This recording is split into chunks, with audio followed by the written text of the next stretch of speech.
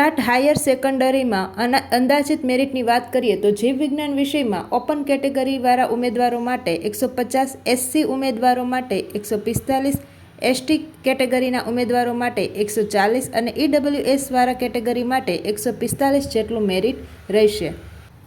ત્યારબાદ વાત કરીએ રસાયણશાસ્ત્રની, કેમેસ્ટ્રીની, તો ઓપન કેટેગરીના ઉમેદવારો માટે 145 જેટલું, એસસી ઉમેદવારો માટે 138 જેટલું, એસટી ઉમેદવારો માટે 136 જેટલું તેમજ ઈડબ્લ્યુએસવાળા ઉમેદવારો માટે 140 જેટલું મેરિટ રહે તેવી સંભાવના છે.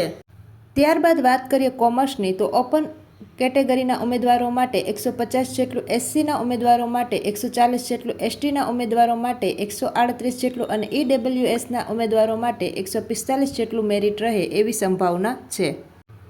અર્થશાસ્ત્ર વિશેની વાત કરીએ તો ઓપન કેટેગરીના ઉમેદવારો માટે 146, એસસીના ઉમેદવારો માટે 139, એસટીના ઉમેદવારો માટે 135 તેમજ ઈડબ્લ્યુએસના ઉમેદવારો માટે 142 જેટલું મેરિટ રહે એવી સંભાવના છે. ત્યારબાદ અંગ્રેજી વિષયની વાત કરીએ તો ઓપન કેટેગરીના ઉમેદવારો માટે 140, એસસીના ઉમેદવારો માટે 130, એસટીના ઉમેદવારો માટે 130 તેમજ ઈડબ્લ્યુએસના કેટેગરીના ઉમેદવારો માટે 135 જેટલું મેરિટ રહે એવી સંભાવના છે.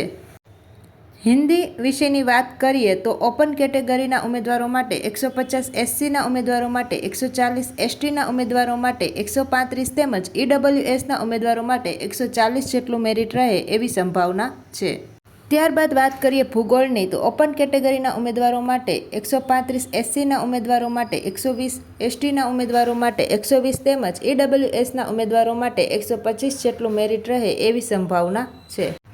વાત કરીએ ગુજરાતી વિષયની, તો ઓપન કેટેગરીના ઉમેદવારો માટે 150, એસસીના ઉમેદવારો માટે 140 જેટલું મેરિટ, એસટીના ઉમેદવારો માટે 140 જેટલું મેરિટ તેમજ ઈડબ્લ્યુએસવાળા માટે 145 જેટલું મેરિટ રહે એવી સંભાવના છે.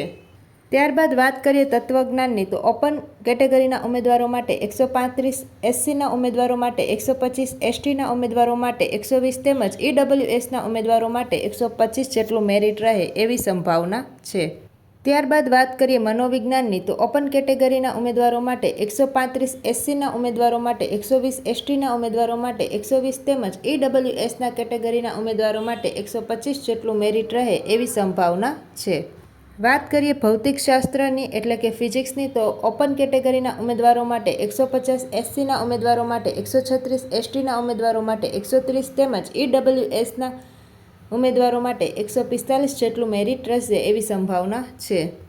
ત્યારબાદ વાત કરીએ હિન્દી વિષયની, તો ઓપન કેટેગરીના ઉમેદવારો માટે 150, એસટીના ઉમેદવારો માટે 140, એસટીના ઉમેદવારો માટે 135 તેમજ ઈડબ્લ્યુએસના કેટેગરીના ઉમેદવારો માટે 140 જેટલું મેરિટ રહે એવી સંભાવના છે.